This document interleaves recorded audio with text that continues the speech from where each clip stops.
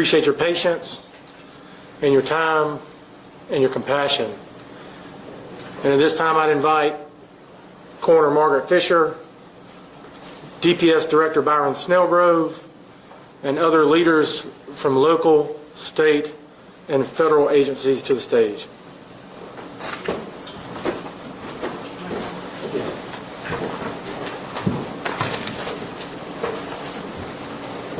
Good afternoon.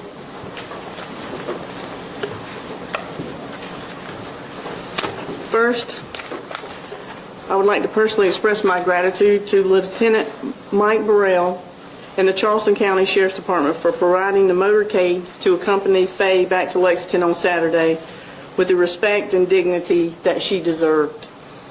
I would also like to thank the Casey Department of Public Safety and the Town of Lexington Police Department for their assistance with that touching tribute to a little girl who has touched as many hearts. Thank you to the team at MUSC who worked meticulously to help us determine the cause of Faye's death, and to Trinity Baptist Church for hosting this and previous press conferences. I want to express my appreciation to you, the media, for your compassion and constant coverage of Faye's story since last Monday, and for your patience throughout this investigation. You respectfully fulfilled our request that Faye's parents be allowed privacy and time to process the information given to them following the autopsy. On behalf of my staff and myself, I would like to express our sincere appreciation for the compassion, the kindness, and the support that the community has shown us since last Thursday. The thoughtfulness and generosity of everyone who has provided meals and other things to uplift us throughout these especially daunting days has really touched our hearts. In a time of shattered hope and incomprehensible sadness, when we must face the worst of what people are capable of, you have helped to restore our faith in humanity and remind us of the strength of our community. We encounter tragedy and loss on a daily basis, and we are impacted by each death we investigate and all the loved ones that we serve. And the loss of Faye, an innocent child who was simply playing in her own yard at the hands of another person, has been extremely difficult on all of us. There are no adequate words to express the depth of our sadness and our sympathy for Faye's parents. To Faye's mother and father, my heart, like so many others, breaks for you. I know that there is nothing I can say to bring any comfort or peace. I am so deeply sorry for what you're going through and for the loss of your precious baby girl. No parent should ever have to know such pain. And you are and will be in our thoughts and prayers, and for so many, including me, and you and Faye will remain in my heart forever.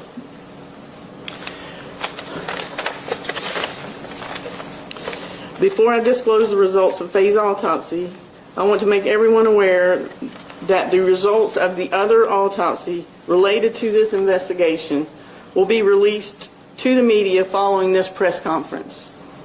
Out of respect for the Swetlick family, I will only be speaking about Faye at this time. Furthermore, I will not address the conditions of Faye's body or the other details out of respect and because this is an ongoing investigation.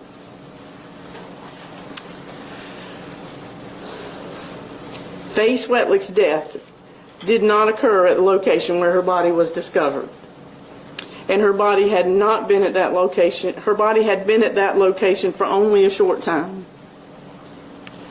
We have concluded that Faye's death was a homicide and took place within only a few hours after she was abducted. The cause of Faye's death has been ruled asphyxiation. Unless there's new evidence pertinent to the investigation of my office, we will not release any additional information regarding Faye Marie Swetlick. Thank you.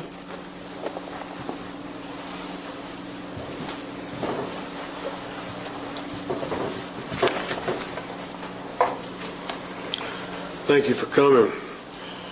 My name is Byron Snellgrove. I am the Director of Public Safety for the City of Casey. I've been asked by several media people to explain what that is. That means that I am the Chief of Police and the Chief of the Fire Department in the City of Casey.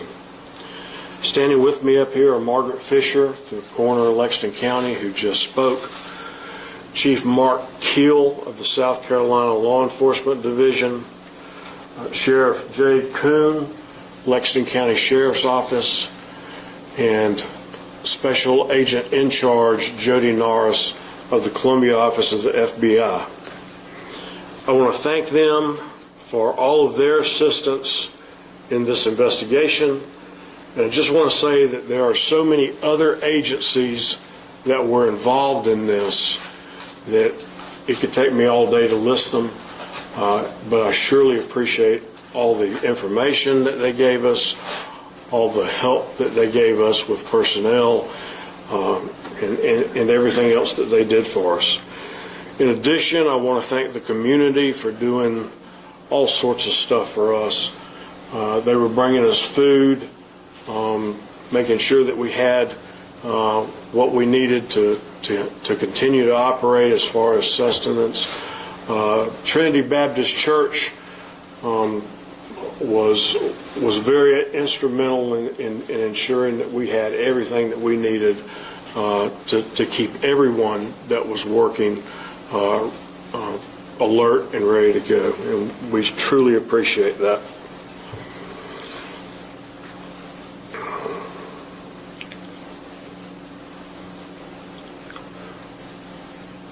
On behalf of the Casey Department of Public Safety and our city leaders and our staff as a whole, I want each of you to know that this was not just an investigation or a case for us. Faye Swetlick quickly grabbed all of our hearts, and this case became and will always remain very personal for each of us. Faye will never be forgotten.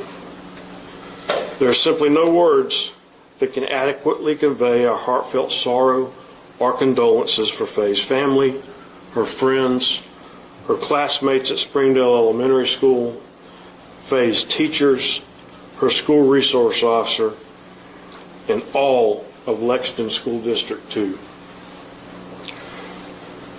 Very specifically, her Churchill Heights neighbors and friends.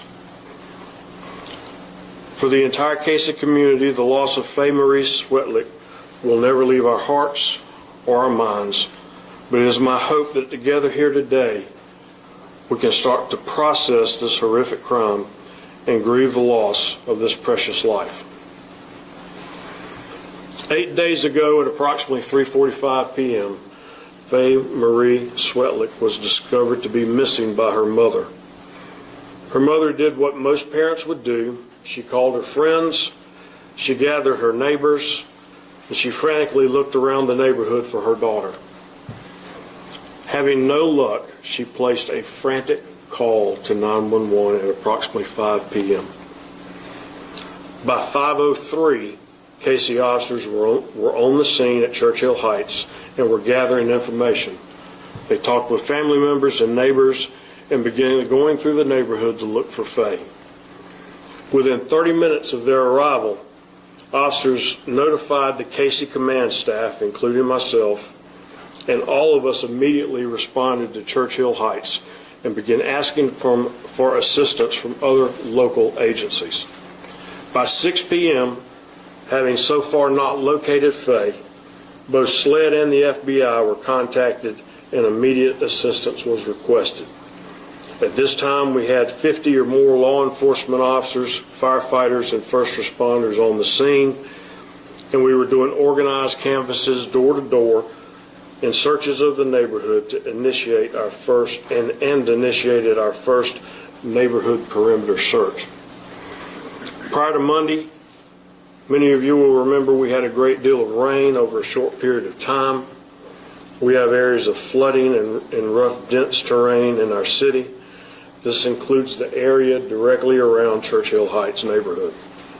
Regardless of these conditions, all officers were asked to check every pool, creek, culvert, manhole, trash can, shed, play structure, woods, and anywhere else that a young girl could be. Over the next hour, our law enforcement presence grew to over 90 personnel. Both SLED and the FBI were on scene. A SLED helicopter assisted from the air, and numerous K-9 teams from several local agencies were in the area searching for Faye. Faye was placed in the NCIC, that's the National Crime Information Database, as a missing child. A BOLO, or Be on the Lookout For, was issued for Faye to every agency across our region. We placed pictures and information across social media, and it immediately was shared by thousands of people. While this was happening, the Lexington County Sheriff's Office and the Casey Department of Public Safety were setting up a mobile command unit in the middle of the neighborhood so that we could maintain a presence of officers in that area 24 hours a day until this was concluded. We also converted Casey City Hall into a much larger stationary command center for the more than 300 law enforcement officers and firefighters from across the region that joined in our search.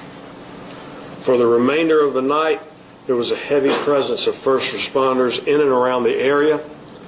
Casey officers shut down the neighborhood and were instructed to stop every car coming in and going out of the neighborhood and to talk to every person they saw to see if they had any information about Faye's whereabouts. By Tuesday morning, a dedicated Faye Swetlick hotline was set up and went live at our command center. We began roadblock operations at all entrances around the neighborhood. We spoke to everyone coming in and going out and asked for consent to look in their vehicles.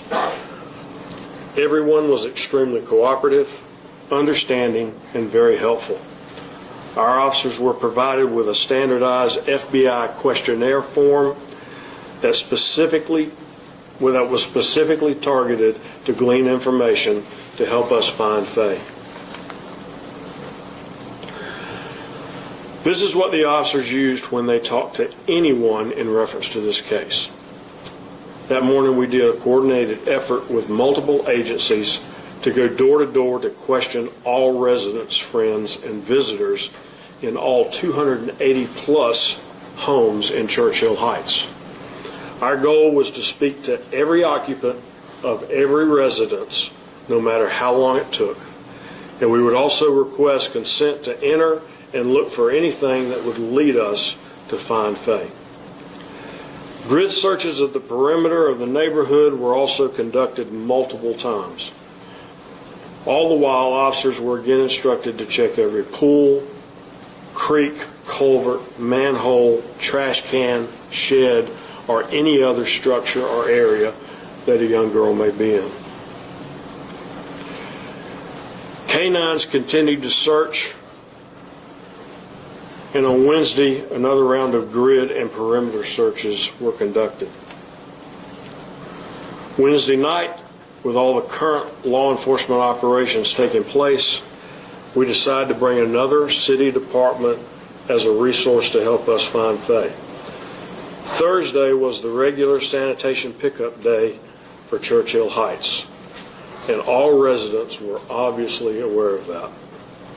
On Thursday morning, our officers diligently and methodically followed the Casey sanitation trucks through the neighborhood, and as each can was loaded and emptied into the back of a garbage truck, they methodically combed through it to see if they could find any piece of information or clue in hopes of finding something that would lead us to Faye. At approximately 10 a.m., a trash can near 602 Piccadilly Square was emptied, and as our officers went through it, they found a couple of items that were of significant importance. One was a child's polka dot boot, and the second was a soup ladle that had freshly dug dirt in it.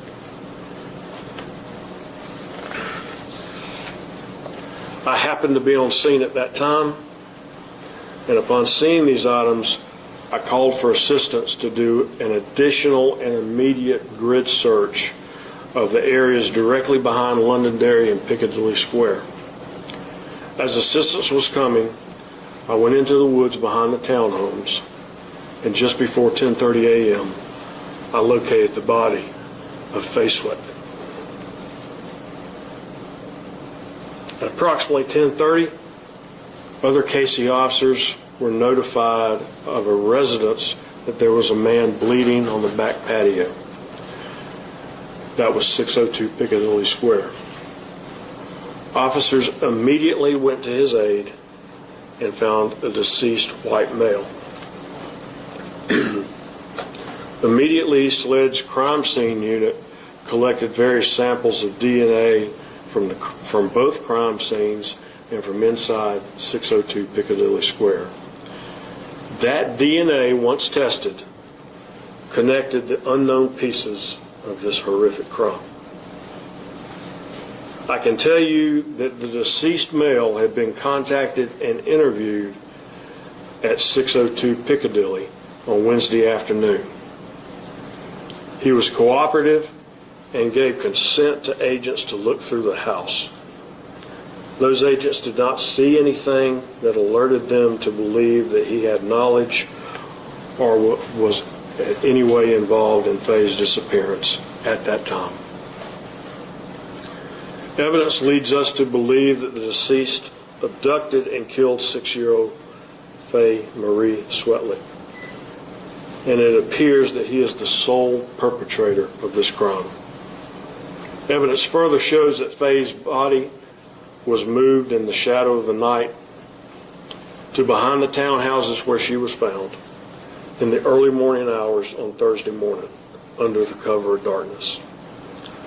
Throughout the time we spent searching for Faye, we kept a very large presence of officers and agents in the Churchill Heights neighborhood 24 hours a day. Our team working on this case grew exponentially from 50 officers to over 300. Every door to every residence in Churchill Heights was knocked on, and officers continued to go back to every house until every resident or occupant of that house was interviewed. Many times that took 3 to 4 times to accomplish. There were 4 searches of the perimeter from the time Faye went missing until the night before she was found. That included trash cans, dumpsters, and other areas around the neighborhood. As of Friday at 5 p.m., officers had followed 283 leads just from the hotline alone. All those leads were followed until they were exhausted. We pulled video from almost 50 locations and reviewed a total of 756 gigabytes of video. I'll say in my 33 years of law enforcement, I have never seen such a large group of officers, investigators, firefighters, and other first responder and staff come together in the way that everyone did here.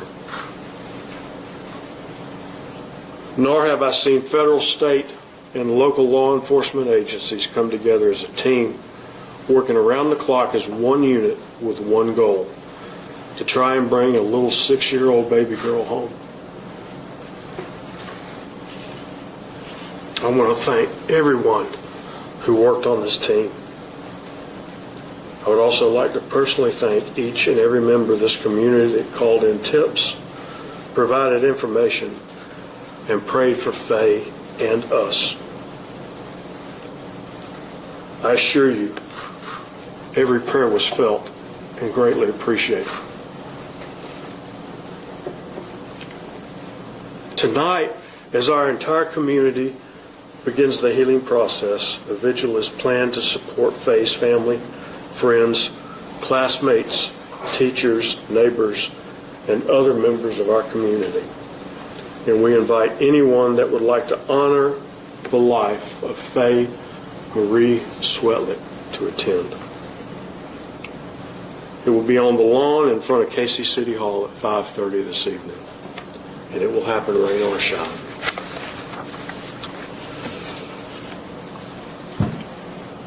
I'll take any questions that anybody has now. Sir, is there any indication where she may have been between Monday night and Thursday morning? We do not know at this time. Yes, ma'am. Why was the decision made to do the autopsy at MUSC? That's a question for the coroner. MUSC is the forensic pathologist, or at MUSC, and they handle all the autopsies for the coroner's office that are forensically related to cases. So that was not an unusual thing for us to send them to MUSC. They do all of our forensic cases. Did the suspect have a roommate? Yes. You were in contact with that roommate this week? No, we have been in contact with the roommate, yes. And we have nothing that indicates that he knew anything about what was going on, and he was not at the residence that much during the time. Any indication as to what the cause of death was for the male who was found dead? That will be released by the coroner after this. Talking about the security footage review and the tips you got, looking back at anything linked to Cody Taylor's involvement on that video or in the tips you received? We do have some video that shows Cody doing some things that were suspicious to us, yes. Can you elaborate on what those were? No, not at this time. 2 more questions and that'll be all. Did he leave any kind of a note or message of any kind behind him? None. What did he say when you interviewed him? I did not interview him, and quite frankly, I don't know exactly what he said. Inside the residence after you discovered Faye, was there anything else that showed further evidence that she had in fact been inside that residence? Well, DNA was tested and did connect and link the residence, the deceased male, and Faye to that location. You mentioned that ladle with dirt on it. What led you to believe that had a connection? It was a hunch. All right, that'll be all today. Thank you all very much. If you Thank have you. any questions, please let us know and check your emails, certainly for a statement from the coroner's office. Thank you all very much.